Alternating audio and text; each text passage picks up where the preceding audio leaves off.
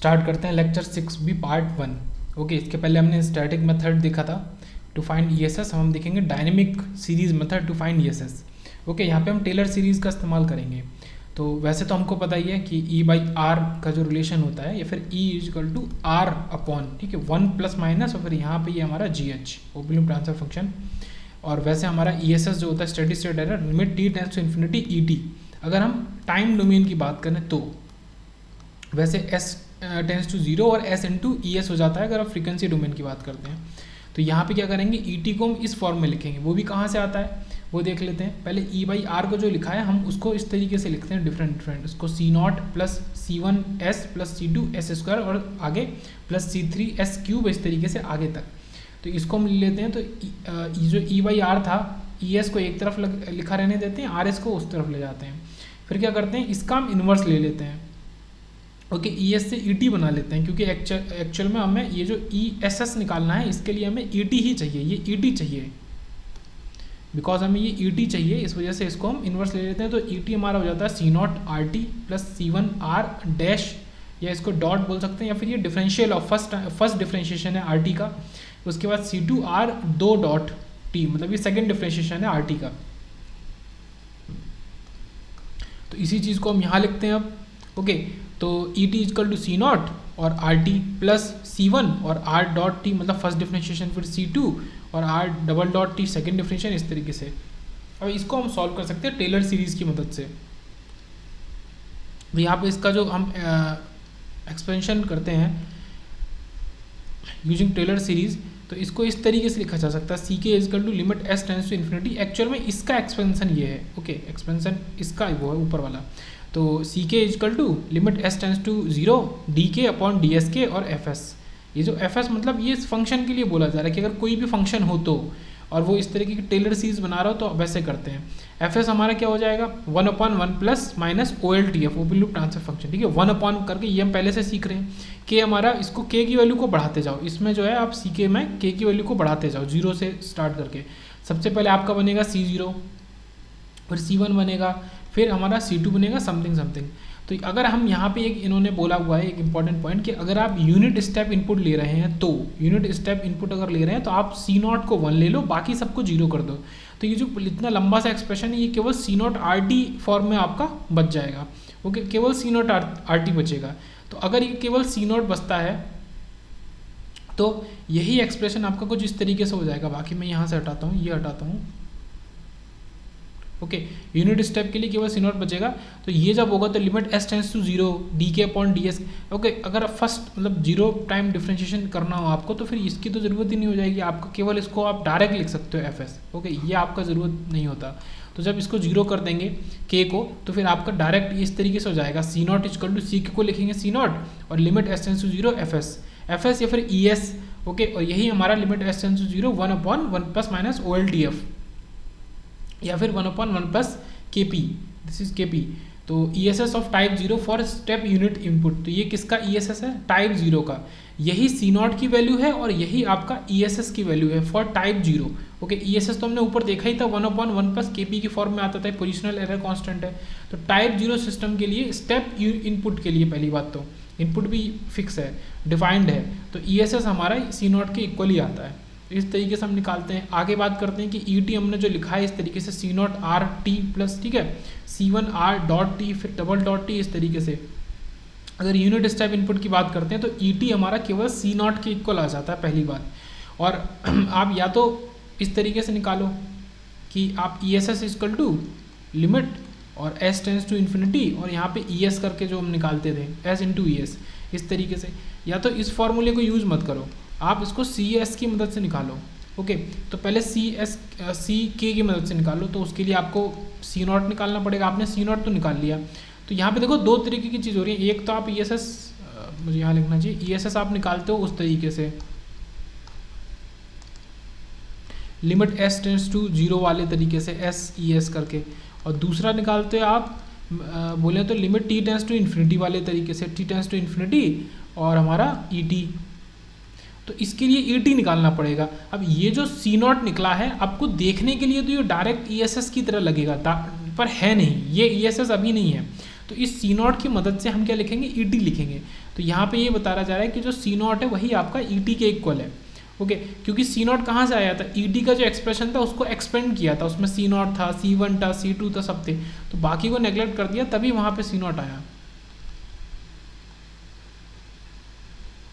Okay, तो यहाँ से हम ई एस एस निकालेंगे T tends to infinity E T. तो इसका क्या मतलब हो गया, limit T tends to infinity C not, और सी नॉट एक कांस्टेंट है, कांस्टेंट वैल्यू है, तो उसमें टी टेंस टू इन्फिनिटी तो कुछ लग ही नहीं सकता, तो C naught limit T tends to infinity C naught के इक्वल आ जाएगा। इसका मतलब है कि आपका ये जो 1/1 प्लस के पी है, यहाँ पे ये जो 1/1 प्लस के पी है, ये दिखने के लिए तो ई एस एस की तरह है, पर वो डायरेक्ट ई एस एस नहीं है, पर आंसर वो वही आएगा। ठीक है, आंसर निकल के 1/1 प्लस के पी आएगा ई एस एस का। तो ये हमारे क्या हुआ, डायनेमिक मेथड हुआ, डायनेमिक सीरीज मेथड, जहाँ से हम C naught, C one, C two के फॉर्म में डिफाइन करते हैं, फिर निकालते हैं। तो गेट के लिए क्या इंपॉर्टेंट है कि जो आपका के पी, के वी, के है, ये आपका स्टैटिक एरर कोफिशिएंट होता है, और ये जो C naught, C one, C two है, ये आपका डायनेमिक एरर कोफिशिएंट है। पर कहने के लिए वो उनकी वैल्यूज उसी तरीके से होती है। ओके, जैसे वहाँ पे ई एस एस को डिफाइन करते थे इन टर्म्स ऑफ 1/1 प्लस के वी, और जैसे 1 के वी, सॉरी ये के पी है पहला वाला, और ये तीसरा वाला 1 के है। तो ये जो ई एस एस को डिफाइन करते थे, तो यही जो ई एस एस की वैल्यू होती है, उन्हीं को हमने यहाँ पे सी नॉट, सी वन और सी टू के फॉर्म में ले लिया है, क्योंकि ये हमारे डायनेमिक एरर कोफिशिएंट है। अब एक छोटा सा टॉपिक है, वो बहुत ज़्यादा इंपॉर्टेंट नहीं है। ओके, गेट के लिए मैं बोल सकता हूँ कि नॉट सो मच इंपॉर्टेंट, काफ़ी डिटेल्ड चीज़ है यहाँ पे। यहाँ पे क्या हो रहा है कि अगर हमें एरर लेना पड़ रहा है मल्टीपल इनपुट आउटपुट सिस्टम के लिए, आप देखो यहाँ पे आपका ये एरर E2 अलग है और ये E1 आपका अलग है। इसको मैं हाईलाइट करके दिखाता हूँ, ये E1 अलग है, ये E2 आपका अलग है। फिर यहाँ पे G1 G2 भी गेन भी दो अलग अलग है, इनपुट भी R2 और R1, ये इनपुट भी अलग अलग है यहाँ पे। तो सारी चीज़ हो गई G1 G2 E2 E1 E2 और R1 R2, तीनों अलग अलग हुई क्योंकि दो इनपुट है। अब यहाँ पे क्या हो रहा है, ये समझने वाली बात है कि आप नॉर्मली लिखते हो E S S equal to limit T tends to infinity E T, या तो ये फॉर्मूला है या तो ये limit S tends to 0 S into E S. अब ई एस को लिखने का तरीका आपको पता होना चाहिए कि यहाँ पे ई एस किस तरीके का होगा। तो ई एस असल में केवल जो होता है कि E1 E2 इसके इक्वल नहीं होगा, ई एस असल में दोनों का फंक्शन होगा। ठीक है, function of E1 and E2, E S is function of E1 and E2, दो कंपोनेंट से मिलकर बना होगा। अब यहाँ पे हम क्या कर सकते हैं, सुपरपोजिशन थ्योरम को लगा सकते हैं। ठीक है, superposition theorem can be applicable to R1 R2 but not on E1 E2। पर यहाँ पे मतलब यही इंपॉर्टेंट पॉइंट है जो वो बताना चाह रहे हैं। आप अगर सुपरपोजिशन थ्योरम जो लगाते हो तो वो केवल एप्लीकेबल होता है किस पे, R1 R2 पे जो इनपुट्स हैं, बट एरर पे एप्लीकेबल नहीं होता E1 और E2 को, E2 पे। तो यहाँ पे केवल एक ही तरीका बच जाता है, आप या तो कन्वर्ट कर दो E2 को E1 में।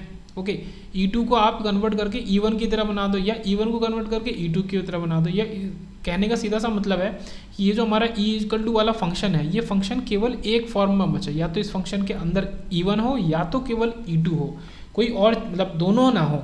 ओके, तो लिखते हैं C जो हमारा होता है हमें पता है वो G और E के इक्वल होता है, C=GE, या फिर E=CYG, इस तरीके से कुछ। तो यहाँ पे C जो है वो G2 और E2 के मल्टीप्लिकेशन के इक्वल है। E2 को लिखेंगे तो E2 क्या निकला हमारा C माइनस R, एक ये भी लिख सकते हैं इस तरीके से कि E2 इज C1, या फिर यही C माइनस R। ठीक है, E is C minus R, ये तो हम पहले से सीखते हुए आ रहे हैं। क्या होता था, ET इजकल टू आपका CT और minus RT।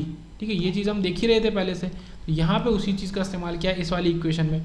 ET equal to E1 G1 minus R2। ठीक है, E1 G1 कहाँ से आया, इस C की वैल्यू से आया। ठीक है, अगर E2 को हम लिख रहे हैं तो वहाँ पे C की वैल्यू कुछ इस तरीके से होगी। अब हम क्या करेंगे, E1 लिखेंगे, मतलब पॉज करके आप देख सकते हैं। इस टॉपिक की उतनी गारंटी मैं नहीं ले रहा हूँ और उतना मैं डिटेल में समझा भी नहीं रहा हूँ क्योंकि काफ़ी कन्फ्यूजिंग भी है, टाइम लगेगा। पॉज करके आप देख सकते हैं इसको। ओके, तो E2 इजकल टू ये E1 G1 माइनस R2 करके लिखा हुआ। अब E1 को लिखेंगे तो R1 माइनस C के इक्वल हो जाएगा।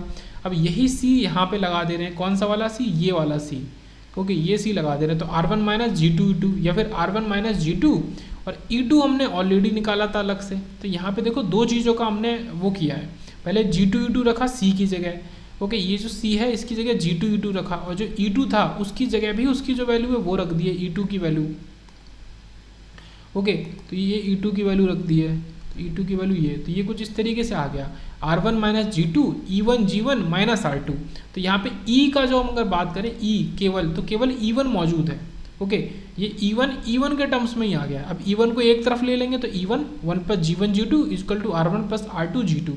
तो इस तरीके से अब इसमें क्या करेंगे कि E1 को एक तरफ ले लेंगे तो E1 जो हो जाएगा वो दो चीज़ का हमारा सम आ जाएगा, R1 upon 1 plus G1 G2 plus हमारा R2 अपॉन, ठीक है, 1 प्लस G1 G2, और एक चीज़ इसमें अलग से है वो है सेकंड वाले में R2 में G2। ये कुछ इस तरीके से फॉर्मूला है, ठीक है। डिनोमिनेटर सेम है, डिनोमिनेटर सेम है। थोड़ा मैं समराइज भी कर देता हूँ, बाकी पॉज करके देख सकते हैं, नोट्स में लिख सकते हैं फॉर्मूले को, और इसमें डिनोमिनेटर सेम है। तो अगर आपने E1 निकाला है, ओके, अब ये क्या है ना, आपका एरर तो निकला है, जो एरर आपका ऊपर हुआ करता था फंक्शन ऑफ E1 E2, अब वो केवल आपका E1 के फॉर्म में आ गया है, E1 इक्वल टू ये चीज़ आ गई। अब यहाँ पे हम लगा सकते हैं, तो यहाँ पे एरर हम केवल लगाएंगे E1 वाला, E1s, और उसमें ये इक्वेशन लगा देंगे। तो ये लिमिट s टेंड्स टू 0, ये वाला s जो होगा उसको दोनों में मल्टीप्लाई कर देंगे। बाकी ये फॉर्मूला निकाला हुआ है नीचे, ये सेम है, 1 plus G1s G2s, 1 plus G1s G2s। ये जो G1 है इसमें भी, इस वाले G1 में s है, ठीक, गलती से नहीं लिखा है, और ऊपर R1s फिर R2s G2s, इस तरीके से। तो आप इस फॉर्मूले को यूज़ कर सकते हैं, पॉज करके लिख सकते हैं। अगर आपका डबल इनपुट सिस्टम हो, मल्टीपल इनपुट सिस्टम हो, तो आप इस तरीके से ESS को लिख सकते हैं। तो इसका डेरिवेशन बहुत ज़्यादा इंपॉर्टेंट नहीं है, इसका फाइनल ये जो एक्सप्रेशन है इसी की वैल्यू है।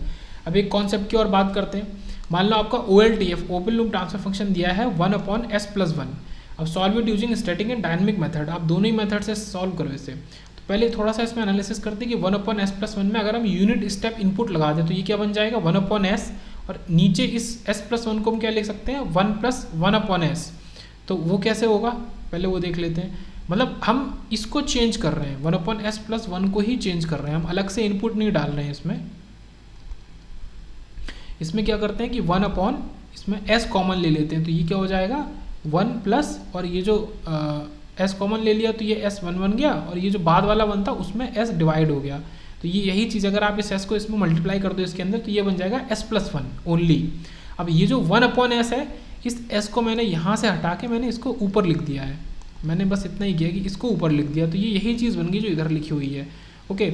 और ये क्या निकल के आ रहा है कि ये हमारा ट्रांसफर फंक्शन बना, बट ऊपर जो इसमें है ये आपका एक इनपुट जो हम देते हैं यूनिट स्टेप इनपुट, उसके बारे में है। तो पहले तो हमने ये चेंज किया। अब स्टैटिक की बात करते हैं। ये टाइप 0 सिस्टम में दिख रहा है, यहाँ पे कोई भी पोल ओरिजिन पे नहीं है, नो पोल एट ओरिजिन। उसके बाद ESS for a unit step input अगर हम निकालना चाहें तो उस डायरेक्टली हम निकाल सकते हैं। हमें फॉर्मूला पता है कि 1 अपॉन 1 प्लस KP। अब KP का फॉर्मूला हमें पता होना चाहिए। KP का formula limit s tends to 0, और वहाँ पे यही OLTF हम लगा देंगे, ठीक है।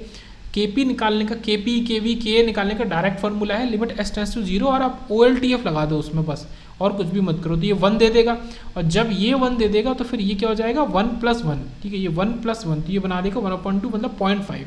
तो स्टेडी स्टेट एरर 0.5 आया। ये तो आपका स्टैटिक मेथड था जो हमने डिटेल में ऊपर देखा, जो ये हम यूजली पढ़ते ही हैं अपने लेक्चर्स में सारी चीज़ों में। अगला डायनेमिक मेथड है। डायनेमिक मेथड में क्या करते हैं, उसी तरीके से जो हमने ऊपर सीखा टेलर सीरीज वाला, C0 करके C0 बनाया, फिर C1 बनाया, ओके, सो ऑन। तो बाद वाले तो सारे हमने छोड़ दिए, सबको 0 मान लिया और इसको 1 मान लिया, ठीक है। C0 इक्वल टू ये हमारा 1 हो गया, ओके, ये 1 हो गया। तो फॉर यूनिट स्टेप इनपुट की अगर बात करें तो ET जो होता है वो C0 के इक्वल आता है, ओके। और हम ESS कैसे निकालते हैं, मैं ऊपर ही लिख देता हूँ, लिमिट आपका t टेंड्स टू इन्फिनिटी और ET, या फिर limit t tends to infinity और उसमें आप केवल C0 की वैल्यू लगा दो और आपका आंसर आ जाएगा। जो C0 की वैल्यू आएगी उसमें limit t tends to infinity लगाओगे। अब क्योंकि अगर C0 कांस्टेंट है तो आपका आंसर ऑलरेडी C0 ही आ जाएगा। तो ये चीज़ यहाँ पे है कि आंसर आपका डायरेक्ट C0 आ जाएगा डायनेमिक वाले मेथड में। तो C0 इक्वल टू आप लिमिट s टेंड्स टू 0, और इसमें ये जो लगा रहे हो डिफ्रेंशिएशन 0 वाला, तो इसका कोई मायने नहीं है, तो ये डायरेक्ट ही हो जाएगा limit s tends to 0 fs। तो ये fs क्या है 1/1 प्लस OLTF। तो आप इसमें अब आप अपना OLTF लगा दो। OLTF आपका क्या था, ये OLTF है, तो 1/s प्लस 1 जो है इसके नीचे लगाओ, तो ये चेंज हो गया, कुछ इस फॉर्म का बनेगा। ये इंपॉर्टेंट है, बिल्कुल नई चीज़ आई कि s+1/s+2, मतलब क्वेश्चन कुछ था और अब वो कुछ ऐसा बन गया, ये इस तरीके का बना। अब डायरेक्टली तो हम इस तरीके से निकाल सकते हैं कि C0 की वैल्यू हमें पता होती है 1/1 प्लस KP, तो आप इस तरीके से निकाल सकते हैं, और आंसर जो होगा इसका ESS का वो यही हो जाएगा डायरेक्ट C0।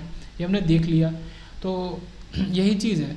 अब इसी में हम क्या करेंगे, इसी वाले में एक तो ये तरीका है, अदर मेथड ये है, और आपने क्या किया, इसमें ज़्यादा कुछ चेंज नहीं किया। ये जो है आपका s+1 अपन s+2, इसी में आपने लिमिट लगा दी, वो ये है limit s tends to 0 s+1 upon s+2। जब आप इसमें s को 0 कर दोगे तो आपको साफ साफ दिख रहा है कि 1/2 आपका बच जाएगा, तो आंसर इस तरीके से भी 0.5 आ जाएगा। तो ये आपका डायनेमिक मेथड हो गया C0 निकालते हुए। ओके, तो C0 को कैसे निकाला है, C0 को s टेंड्स टू 0 fs। अब यहाँ पे मेन यही चीज़ थी कि आपका जो fs है ना, उसको सॉल्व करने का फॉर्मूला आपने सही से लगाया है कि नहीं, ये सबसे ज़्यादा मेन चीज़ है। ये जो fs का फॉर्मूला है 1/1 + OLTF, तो ये आपने सही से लगाया है कि नहीं। तो ये आपको सीख लेना डायनेमिक मेथड के लिए, क्योंकि fs की मदद से ही निकलेगा C0, C0 की मदद से ही निकलेगा ESS। ओके, तो फिर वही चीज़ करिए कि ESS limit tends to infinity ET, और ET आपका C0, और C0 की वैल्यू आपको पता है ये 0.5, तो आंसर 0.5 हो गया। तो इस तरीके से आ गया। आगे बात करते हैं कि if static velocity error coefficient is 0.5। Okay, तो डायनेमिक वेलोसिटी एरर कोफिशिएंट निकालना, मतलब ये क्या कर रहे हैं कि डायनेमिक कोफिशिएंट को निकाल रहे हैं आप फ्रॉम स्टैटिक से। आपको ये तरीका भी पता होना चाहिए। तो डायनेमिक हमारा C1 हो गया, क्योंकि वेलोसिटी की बात करिए, पोजीशन की बात करेंगे तो C0 हो जाएगा, और एक्सलेशन की बात करेंगे तो C2 हो जाएगा। तो C1 है हमारा 1/kV के इक्वल होता है, ये हमने पहले ही पढ़ा हुआ है इस तरीके का फार्मूला। kV हमारा स्टैटिक वाला है, तो डायरेक्ट kV हमें पता है, तो 1/0.5 कर दो, आपका आंसर आ जाएगा। तो ये आपका C1 की वैल्यू आई। एक दो पॉइंट और देख लेते हैं कि disadvantage of static method. Static method का एक्चुअल में डिसएडवांटेज क्या है, तो केवल ये 3 ही इनपुट पे अप्लाई हो सकता है। In this we can use only 3 input, ठीक है, स्टेप इनपुट, रैंप इनपुट और पैराबोला इनपुट, जो हमारा स्टैटिक मेथड है, जिसमें KP KV ये बनते हैं, KA बनते हैं। बट इन डायनेमिक मेथड, क्योंकि हमने देखा ही है कि उसका expansion C1 + C0 + C1 + C2 करके काफ़ी आगे तक हो सकता है, जितना बढ़ा जाए उतना एक्सपेंशन कर सकते हैं। उसमें टेलर सीरीज़ का इस्तेमाल कर रहे हैं। तो डायनेमिक मेथड हमारा इस पर डिपेंड नहीं करता कि आप केवल 3 इनपुट में उसको लगा सकते हो, ऐसा नहीं होता इसमें। आगे बात करते हैं transportation delay, lag phase, dead time. देखो सीधा से इसका लॉजिक समझो। आपने अगर एक इनपुट अप्लाई किया, पहले इसको देख लो कि yt = t ऑफ xt, मतलब ये क्या है, ट्रांसफॉर्म ऑफ xt। मतलब yt क्या होगा, एक आउटपुट क्या होगा कि आपका जो इनपुट है उस पर कुछ तरीके का हम ट्रांसफॉर्म कर रहे हैं, और जो आपको उसके ट्रांसफॉर्म करने के बाद मिल रहा है वही आपका आउटपुट है। बट एक्चुअल में क्या होता है ना कि इन दोनों के बीच में डिफरेंस होता है। मतलब कहने का क्या मतलब है, आपने इनपुट दिया और आपको जो आउटपुट मिला, ऐसा नहीं है कि आपने t = 1 सेकेंड पे इनपुट दिया और t = 1 सेकेंड पे ही आपको आउटपुट मिल जाएगा। तो ये चीज़ गलत है। ये यहाँ पे यही चीज़ बताना चाह रहे हैं कि आपका थोड़ा सा लैग क्रिएट होता है। यहाँ लिखा है कि both input and output time is same only in ideal case. आपका इनपुट और आउटपुट का टाइम जो होता है, जब आपने जिस टाइम पे इनपुट दिया और जिस टाइम पे आउटपुट मिला, दोनों सेम केवल आइडियल केस में होते हैं, और आइडियल केस कभी होता नहीं है। तो प्रैक्टिकल केस में ये चीज़ आपकी गलत है कि yt = transform of xt। Okay, क्योंकि एक डिले आपका यहाँ पे रहेगा, जो सिस्टम है आपका वो एक डिले प्रोवाइड करेगा। तो एक्चुअल में देखा जाए तो कि अगर आप मान लो कि आपने प्रेजेंट में इनपुट दिया है, तो फिर आउटपुट आपको मिलेगा फ्यूचर में, ठीक है, t + T0 के फॉर्म में आपको आउटपुट मिलेगा। या फिर आप ये मान लो कि प्रेजेंट में आपको आउटपुट मिल रहा है, मान लो अभी बजे हैं t = 5 सेकेंड, मतलब ये मेरे हिसाब से प्रेजेंट टाइम है, तो मतलब से मान लो, तो अब इस पे आपको आउटपुट मिल रहा है, इसका मतलब कि आपने t = 5 सेकेंड से पहले इनपुट दिया होगा। तो इनपुट आपने जो दिया होगा वो आपने पास्ट में दिया होगा। तो ये चीज़ है, या तो आप फ्यूचर को मतलब आउटपुट को फ्यूचर ले लो, या तो इनपुट को पास्ट ले लो, आपकी मर्जी, आप कुछ भी ले सकते हो। तो ये इक्वेशन कुछ इस तरीके से हो जाएगी, y(t + T0) कर दो, या फिर x(t - T0) कर दो। तो T0 क्या है, T0 ही हमारे यहाँ पे ट्रांसपोर्टेशन डिले है। Delay assumed by the system to produce output at soon as the input is applied. तो वो डिले जो सिस्टम हमें देता है, या मान के चलें कि जैसे आपने इनपुट लगाया उसके जितनी देर बाद आपका आउटपुट मिला, तो वो टाइम जितनी देर बाद, जो मैं बोल रहा हूँ जितनी देर बाद, वही टाइम आपका क्या है, ये ट्रांसपोर्टेशन डिले है ये। फिर बात करते हैं y(t+), इसमें वही T0 = t of xt। मान लो यहाँ पे t को 1 ले लेते हैं अगर, ओके, या फिर मतलब ये वही चीज़ें जो अपने ऊपर सीखी, या तो इस तरीके से लिखो या इस तरीके से लिखो, y(t = t of x(t - T0)। तो हम इसको t को मान लेते हैं 1, और इसमें लाप्लास और फोरियर ट्रांसफॉर्म लगाते हैं। ओके, दोनों ही लगाते हैं, दोनों अलग हैं। आपको पता है लाप्लास ट्रांसफॉर्म टाइम डोमेन के लिए है और फोरियर हमारा फ्रीक्वेंसी डोमेन के लिए है। तो जब हम इसमें लाप्लास फोरियर लगाएंगे तो y(s) हो जाएगा, इधर x(s), और क्योंकि ये y(t + T0) था, तो यहाँ पे x(s) में e⁻st0 आ जाएगा। तो y/s निकालेंगे, y(s/xs), तो ये e⁻st0 मिलेगा ओनली, ठीक है, e⁻st0। ये आपको एक डिले को शो कर रहा है, इसमें जो टी नॉट है ये आपके डिले को शो कर रहा है। तो फॉर टाइम डोमेन एनालिसिस की अगर बात करें तो कुछ इस तरीके से हो जाएगा। इसको हम एक्सपेंड भी कर सकते हैं, E raise to minus S T naught equal to 1 minus आपका S T naught minus S T naught upon 2 factorial, ठीक है, ऊपर एस टी नॉट का स्क्वायर, इस तरीके। पर अगर आप गौर से देखें इसमें, ओके, तो ये जो बाद का पार्ट होता है ये केवल 10% ऑफ द सिग्नल को ही कंज्यूम करता है, मतलब लास्ट तक। जो 90% ऑफ द सिग्नल है वो केवल इस फर्स्ट पार्ट में 1 माइनस एस टी नॉट में आ जाता है। तो अगर हम लिखना चाहें तो E raise to minus S T naught को हम इक्विवेलेंट लिख सकते हैं 1 माइनस एस टी नॉट के, ओनली इसको ले लेते हैं। ये तो टाइम वाला हो गया, टाइम डोमेन के लिए। अब फ्रिक्वेंसी डोमेन वाला थोड़ा सा देख लेते हैं। जब हम फोरियर ट्रांसफॉर्म लगाएंगे तो ये Y of J omega X of J omega E raise to minus J omega T not बन जाएगा कुछ इस तरीके से। ये दोनों ही हमने कहाँ से लिए हैं, इस वाले एक्सप्रेशन को यूज़ करके लिए हैं, ओके, जिसमें हम y को प्रेजेंट मान रहे हैं और x को इनपुट को पास मान रहे हैं। ये कुछ इस तरीके से हो रहा है। तो ये ऐसा बना, तो फिर इधर क्या हो जाएगा, Y J omega upon X J omega आपका क्या बना देगा, E raise to minus J omega naught T omega G omega E raise to minus J omega T naught, T नहीं टी नॉट, ये बना देगा आपका। तो ये फ्रिक्वेंसी डोमेन हुआ। अब फ्रिक्वेंसी डोमेन की अगर बात करते हैं तो ये जो E raise to minus J omega T naught है, इसका जो मैग्नीट्यूड होता है वो आपका यूनिटी होता है। तो यहाँ पे क्या आप देखेंगे कि मैग्नीट्यूड फर्क नहीं करेगा ज़्यादा, आपका केवल फेज करेगा। तो फेज फाई निकालेंगे, वो angle of E raise to minus J omega T not वो आपको minus omega T not radian या फिर minus 57 degree omega T not, ये इंपॉर्टेंट वैल्यू है याद करने के लिए, ओके, ये काफ़ी इंपॉर्टेंट वैल्यू है, minus 57 degree omega T not दे देगा फेज। तो यहाँ पे कुछ कंक्लूजन्स देख लेते हैं पहले। फ्रीक्वेंसी डोमेन इज एक्यूरेट, ठीक है, मोर एक्यूरेट या फिर accurate then the time domain. Frequency domain आपका ज़्यादा एक्यूरेट होता है टाइम डोमेन से। इफेक्ट ऑफ ट्रांसपोर्टेशन डिले जो होता है वो मैग्नीट्यूड पे नहीं होता है, ओके, इफेक्ट ऑफ ट्रांसपोर्टेशन और magnitude of the response of the system. अच्छा, ये हेडिंग है ब्लैक से, ओके, इसके अंदर वो बोलना चाह रहा है कि no effect of transportation delay और मैग्नीट्यूड। देखो आप देख ही सकते हो, आपने फ्रीक्वेंसी का एनालिसिस किया फ्रीक्वेंसी डोमेन में, इसी का जो इक्वेशन थी आपकी, तो जब इसका मैग्नीट्यूड निकाला आपने वो यूनिटी आ गया, मतलब एक कांस्टेंट वैल्यू आ गई। इसका मैग्नीट्यूड अगर वेरी नहीं करेगा, कांस्टेंट है, ठीक है, इसमें कोई भी ऐसा मीडियम नहीं है, कोई भी टी या टी नॉट प्रेजेंट नहीं है जिसकी वजह से ये वेरी करे। तो इसकी वजह से मैग्नीट्यूड पे आपको फर्क नहीं डालेगा ट्रांसपोर्टेशन डिले, लेकिन किस पे डालेगा, फेज पे डालेगा, okay. Transportation delay effective only in phase, ये इंपॉर्टेंट पॉइंट है। और देख लेते हैं इसी से कि आपका जो ये वैल्यू होती है T D, T R, T P, T S, तो ये सब ट्रांसपोर्टेशन डिले पे डिपेंड करती हैं। अगर आप इनको बढ़ा रहे हो या ट्रांसपोर्टेशन डिले को प्रोवाइड कर रहे हो, ठीक है, आपने ट्रांसपोर्टेशन डिले डाल दिया हुआ है, तो ये सारी चीज़ें आपकी बढ़ जाएंगी, ठीक है, T D, T R, T P, T S. इसका एक एग्जाम्पल है कि अगर आप इनकी वैल्यू मान लो, किसी भी चीज़ की वैल्यू 5 सेकेंड है विदाउट टी, ट्रांसपोर्टेशन डिले के बिना, ये जो T D, T R, T P, T S है, तो जैसे आप इसमें ट्रांसपोर्टेशन डिले डालोगे तो इनकी वैल्यू बढ़ के करीब करीब आपका ये 15 सेकेंड हो जाएगी, ठीक है, 10 सेकेंड बढ़ जाएगा, मतलब डिले इनमें आ जाएगा।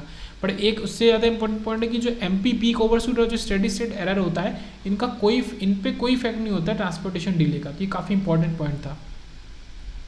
आगे बात करते हैं due to transportation delay, okay, due to transportation delay magnitude of the system या response does not change but phase of the response becomes more negative. तो ट्रांसपोर्टेशन डिले की वजह से मैग्नीट्यूड तो नहीं बदलता, पर फेज जो होता है वो मोर नेगेटिव हो जाता है। ये शब्द इंपॉर्टेंट है, मोर नेगेटिव। फिर बात करते हैं due to transportation delay MP ESS remain same but TD, TR, TS, TP increases. ये हमने ऊपर ही देख लिया कि ये सारे बढ़ जाएंगे पर हमारा एमपी ईएसएस सेम रहेगा। तो due to which systems become slow and less stable. तो इसकी वजह से क्या होता है, ये सारी अगर वैल्यू बढ़ रही है, ठीक है, ये जो डिले टाइम है और ये सब है, राइज टाइम, सेटल टाइम, ठीक है, पीक टाइम, तो इससे क्या होगा कि आपका सिस्टम थोड़ा ज़्यादा स्लो हो जाएगा और कम स्टेबल हो जाएगा। आगे बात करते हैं, ये तो हमने ले लिया ट्रांसपोर्टेशन डिले का बेसिक केसेस। अगर हम कह रहे हैं कि in case of huge transportation delay but ज़्यादा अमाउंट का, तो हमारा सिस्टम अनस्टेबल हो सकता है। मतलब आप उसको नेगेटिव फीडबैक सिस्टम तो बना रहे हो, ठीक है, जो कि डिज़ायरेबल होता है। नेगेटिव फीडबैक सिस्टम यूजुअली कम अनस्टेबल होते हैं, मतलब बोले तो यूजुअली स्टेबल होते हैं, बट क्योंकि आपने यहाँ पे ह्यूज ट्रांसपोर्टेशन डिले डाल दिया है, इसकी वजह से आपका जो ये सिस्टम है नेगेटिव फीडबैक सिस्टम होने के बावजूद भी अनस्टेबल हो जाएगा। तो ये चीज़ हो गई। अब इसके बाद स्टार्ट करेंगे लेक्चर 6P का ही पार्ट 2।